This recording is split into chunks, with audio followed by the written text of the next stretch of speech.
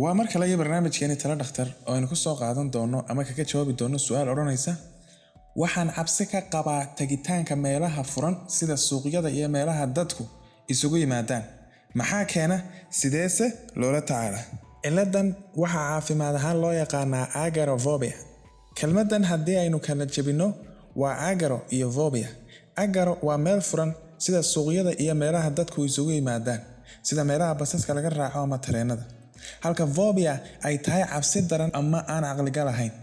waa maxay agoraphobia agoraphobia waa nooc ka mid ah xanuunada la isku dhaho anxiety disorders wuxuuna qofka ku keenaa inuu ka fogaado meelaha iyo xaaladaha sababi kara inuu yeesho ama dareemo astaamahan xayirnaan sida qof meel aanu ka baxsan karin la geeyey ciirsi la'aan ama caawin la'aan argagax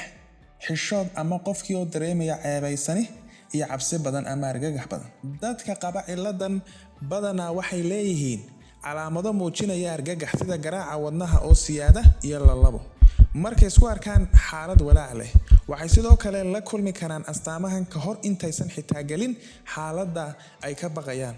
mararka qaar ciladani waxay noqon kartaa mid aad u daran oo qofku ka fogaado inuu qabto shaqo maalmeedkiisa sida inuu aado ama tago bangiga suuqa ama dukaanka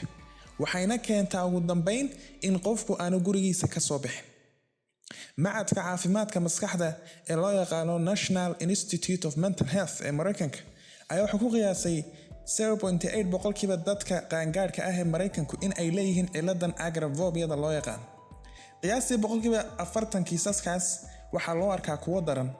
haddii dhibaatada xanuunku sii kordhana qofka waxay ka dhigtaa mid aan waxba qabsan karin dadka qaba agoraphobia badanaa waxay ogaadaan in baqdintoodu tahay mid aan caqligal ahayn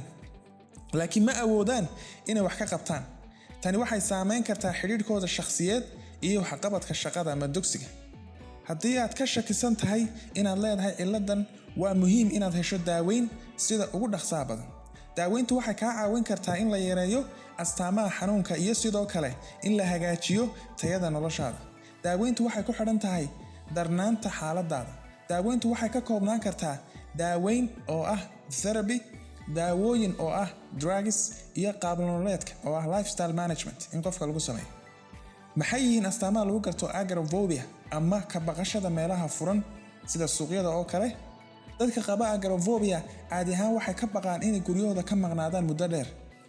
waxay ka baqaan inay keli ku noqdaan meelaha dadku isugu yimaadaan waxa kaloo ay ka baqaan inay lumiyaan kantaroolidda naftooda tusaalahaan in naftoodu ay samayso waxaysan rabin xilligaas gaar ahaan marka ay bulshada ku dhex jiraan ama ay joogaan meel dad isugu yimaado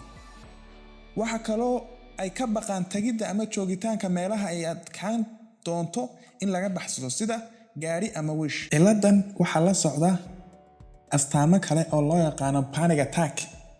sidoo kale lagu arko xanuunada kale ee loo yaqaano anxiety disorders waxaana ka mid ah astaamahaas ama calaamadahaas laab xanuun ama xabad xanuun oo loo yaqaano chest pain garaaca wadnaha oo siyaada oo loo yaqaano racing heartbeat neefta oo ku qabata ama qofka qabata oo loo yaqaano short of breath dawakhaad gariir ama dhaqaaq jidhka sida gacmaha didid badan dareemidda dab ama kuleyl ka baxay jidhka oo loo yaqaano hot flashes ariyo lalabo shuban kabuubyo iyo calaamado kale ayaa qofku yeelan kara marka uu ciladan agoraphobia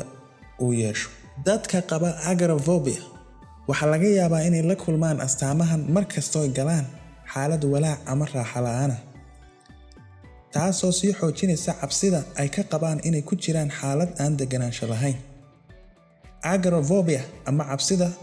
qofku ka qabo meelaha furan sidoo kale waxay ku badan tahay dumarka marka loo eego ragga badanaa wuxuu ku bilaabmaa da'da qaangaarnimada iyadoo 20 sano ay tahay da'da celiska ee la arko xanuunka si kastaba ha ahaatee astaamaha xanuunku waxay soo bixi karaan da' kasta sida loo ogaado sida loo daweeyo iyo saadaasha dambe ee xanuunkan casharka kan ku xiga ayaan ku soo qaadan doonaa mahadsanidin sii sheer gareeya muuqaalka